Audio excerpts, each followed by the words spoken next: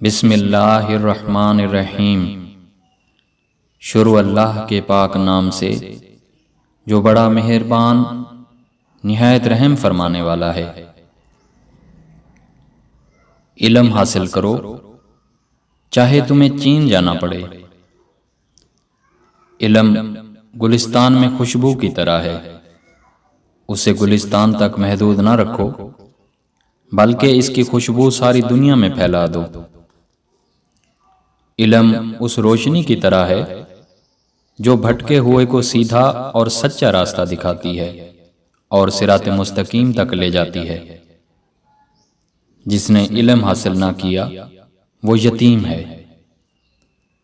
خیالات کی جنگ میں کتابیں ہتھیار کا کام دیتی ہیں۔ اے عزیز، علم پڑھ، علم سیکھ، علم پر عمل کر۔ عالم وہ ہے جسے اپنا علم ہو، نہ وہ جو اور چیزوں کا علم رکھتا ہو۔ دین کو شیطان سے بھی بڑھ کر دو افراد سے زیادہ فتنہ کا اندیشہ ہے۔ نمبر 1، ایسے عالم سے جو زاہد نہ ہو، اور نمبر 2، ایسے زاہد سے جو عالم نہ ہو۔ علم سے زیادہ مفید یہ ہے کہ تم اس پر عمل کرو، اور سب سے اچھا علم وہ ہے جو تم پر فرض ہے۔